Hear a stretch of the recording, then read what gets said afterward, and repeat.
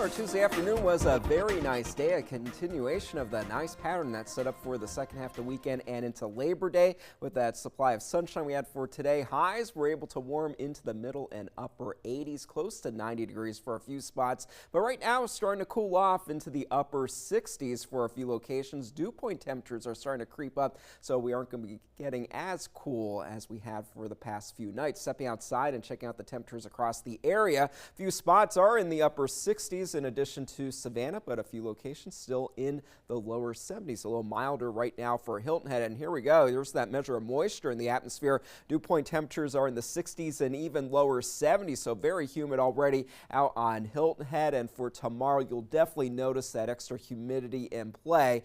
For tomorrow morning, we will start off the day in the lower 60s, staying a little milder right along the coast. So either way, not a bad start to our Wednesday. For the afternoon, we keep that mainly sunny sky around. Temperatures will be a bit warmer than where we were for today, upper 80s to even a couple of lower 90s, certainly not out of the question for Wednesday afternoon with just a few clouds around. So overall, not a bad weather pattern setting up, but it will get warmer, a little hotter as we head toward the weekend. With that extra humidity, we will have heat index values in the mid to upper 90s, especially for Friday and into the weekend. For the second half of the weekend, we'll start to see some rain shower chances coming back into the picture. More storms are possible as we head into next week. That'll help our temperatures to cool off again a little bit down into the mid to upper 80s. So overall, not a bad temperature forecast once we head past the weekend with those storm chances increasing. In the tropics, we are watching for the potential for some development from a tropical wave in the eastern Atlantic. Right now, we do have an area of low pressure off of our coast that's drifting off to the east, taking some of that deeper moisture with it. That's over the Florida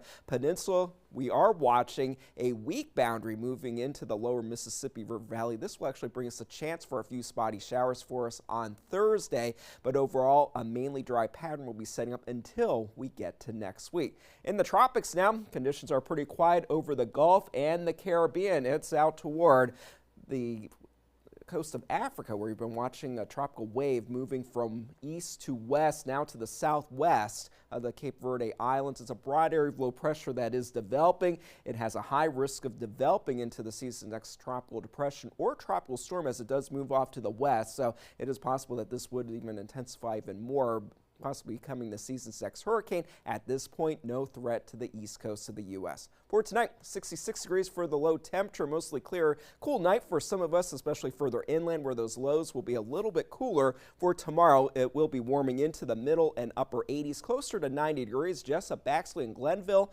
definitely will be in the upper 80s, possibly making it to the lower 90s. For the boaters, northeast wind 10 to 15 knots, giving us seas 3 to 4 feet. Still somewhat rough out there on the nearshore waters, but definitely an improvement over the past several days. Mix of sun and clouds for the next few days. Hot and humid for Friday, Saturday, and Sunday, with those isolated shower chances coming back into the picture. Monday and Tuesday looking like we could have some thunderstorms setting up with those temperatures, though, in the middle and upper 80s. So a little bit cooler as we get to next week.